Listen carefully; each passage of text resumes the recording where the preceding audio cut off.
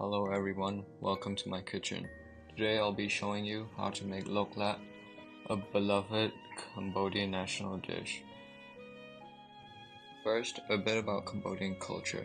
Cambodia has a rich culinary heritage influenced by its Southeast Asian neighbors like Thailand and Vietnam.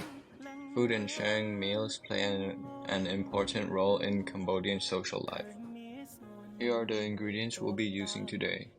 We'll be needing beef, salt, sugar, pepper, some onion, some garlic, some lime, some lettuce, some tomatoes, some oyster sauce, and some soy sauce.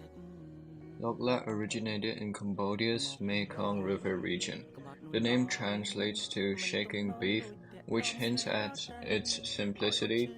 I'll now start preparing the ingredients while sharing more about the origins of this classic dish. Firstly, we've got to ensure that the pan is nice and hot and has had sufficient time to heat up on the stove before adding any ingredients.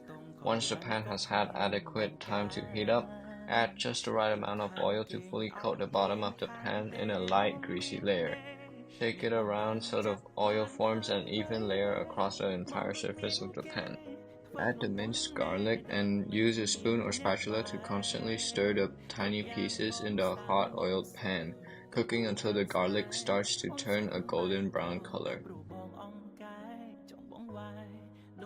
At this point, I'll talk a little bit more about traditional Cambodian cooking methods like open fire cooking.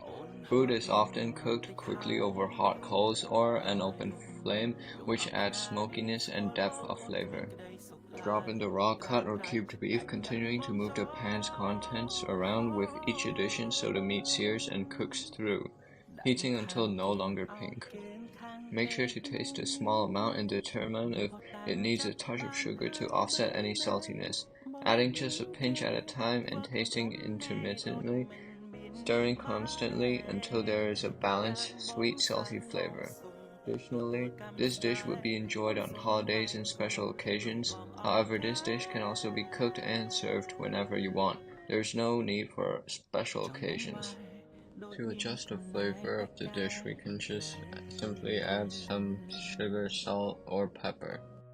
Now pour in soy sauce to add salinity and umami notes to the dish.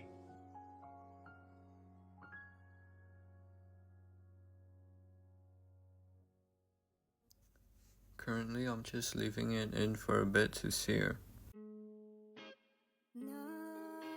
Add your preferred amount of sliced onions until the onion cooks down a bit. Turn off the stove to then begin making the sauce. Lok lat dish was first and is still commonly made using beef. However, people have now started adopting different variations of the same type of dish by instead using freshwater fish or other things to substitute the beef. Freshwater fishes are commonly used to substitute as they are very abundant and are a good source of protein like beef.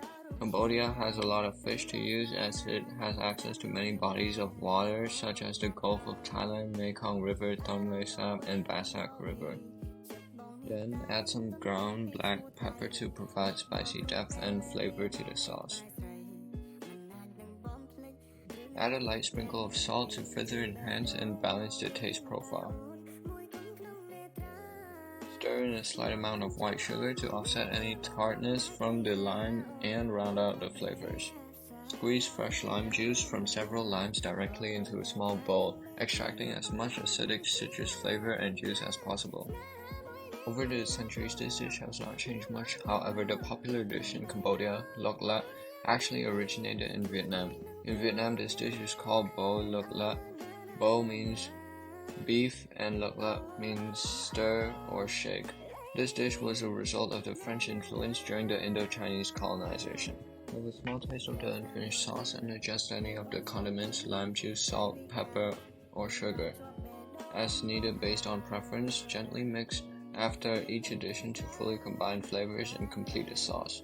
To begin plating, start by carefully layering lettuce in an even layer covering the bottom surface, choosing from a variety of leafy greens depending on personal taste. Next, slice several tomatoes into round discs and Artfully arrange them around the perimeter of the lettuce-lined plate, spacing them evenly.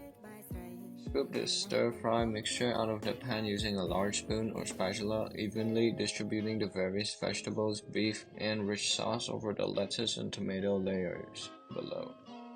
Finally, with all components, the stir-fry protein and produce, sauce, tomatoes, and bed of greens coming together on the plate, the satisfying meal is now complete, ready to be enjoyed.